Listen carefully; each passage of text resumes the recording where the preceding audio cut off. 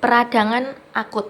Peradangan akut merupakan pola umum respon imun terhadap cedera sel yang ditandai dengan akumulasi sel imun yang cepat di tempat cedera.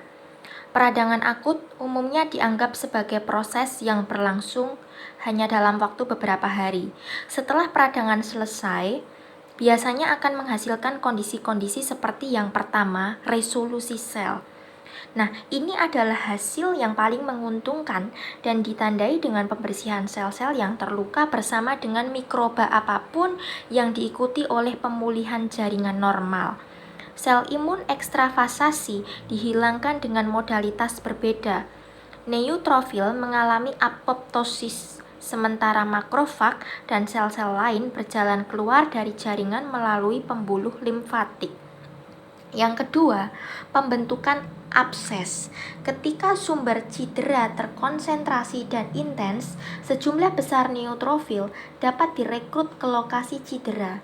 Neutrofil sering melepaskan enzim degradatif yang kuat ke jaringan sekitarnya yang bisa merusak sel inang dan itu bisa mengakibatkan kerusakan yang signifikan pada arsitektur jaringan. Kombinasi neutrofil yang direkrut yang dengan cepat mengalami apoptosis bersama dengan puing-puing sel yang rusak dan setiap mikroba yang ada bermanifestasi sebagai abses. Yang ketiga, inflamasi kronis. Dalam banyak kasus, proses peradangan akut tidak cukup untuk menghilangkan sumber cedera. Selain itu, proses inflamasi itu sendiri dapat memulai cedera lebih lanjut yang menginduksi peradangan lebih lanjut, sehingga bisa menyebabkan inflamasi yang lebih lama. Peradangan biasanya berlangsung lebih lama dari beberapa hari, disebut radang kronis. Nah, ketika peradangan akut bertransisi menjadi peradangan kronis, terjadi transisi pola histomorfologi. Secara umum, peradangan akut itu ditandai dengan adanya sejumlah besar neutrofil, meskipun leukosit lain juga diperlukan. Akibatnya, ketika ditemukan keberadaan neutrofil dan jenis sel kekebalan lainnya di permukaan luka, hal ini merupakan indikasi bahwa proses inflamasi akut sedang bekerja. Patogenesis peradangan akut terjadi secara progresif melalui beberapa tahap perubahan seluler yang menonjol. Awalnya, pembuluh darah di dalam dan di sekitar tempat cedera merespon dengan meningkatkan aliran darah dan meningkatkan permeabilitas pembuluh darah. Selanjutnya, sel-sel kekebalan tubuh menuju ke pembuluh darah dan berekstravasi ke parenkim yang terluka. Sel imun ekstravasasi kemudian bermigrasi ke sel yang terluka menggunakan gradien molekul inflamasi sebagai panduan yang disebut chemotaxis. Nah, setelah sel-sel kekebalan mencapai tempat cedera, mereka kemudian melanjutkan ke fagositosis dan menghilangkan sel mati dan setiap mikroba yang mungkin ada. Perubahan patofisiologis pada peradangan akut itu dapat dijelaskan sebagai berikut. Yang pertama adalah perubahan vaskular.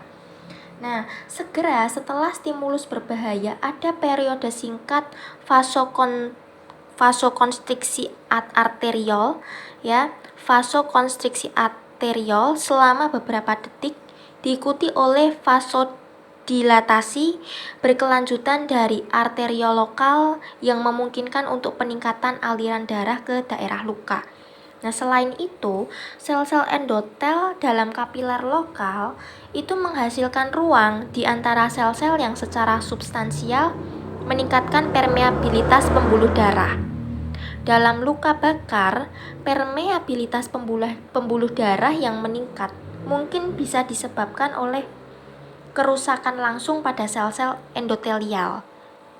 Peningkatan aliran darah lokal menyumbang panas dan kemerahan yang terlihat secara klinis dan terkait dengan peradangan akut, sementara peningkatan permeabilitas vaskular menghasilkan edema lokal. Yang kedua, ekstravasi sel tubuh. Nah, setelah inisiasi perubahan vaskular, berbagai leukosit mengikat pembuluh darah yang terlibat dan keluar ke parenkim.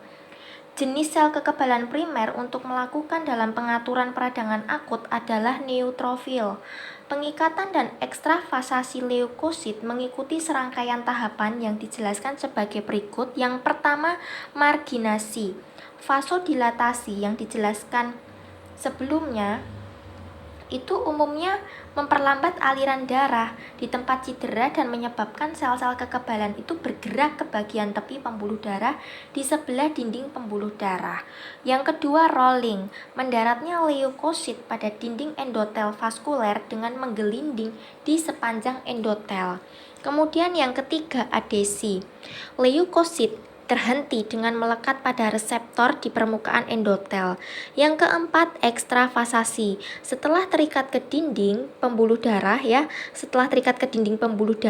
sel-sel kekebalan bergerak ke parenkim dengan menembus antara sel-sel endotel. Baik, kemudian selanjutnya yang keempat, hemotaksis. Nah, leukosit baru hasil ekstravasasi bermigrasi ke lokasi cedera sepanjang gradien mediator kimia terlarut atau kemotaktik. Nah, beberapa faktor kemotaktik ini disekresikan oleh sel inang di atau dekat lokasi cedera, sementara yang lain mungkin kehilangan komponen mikroba. Kemudian yang keempat, fagositosis.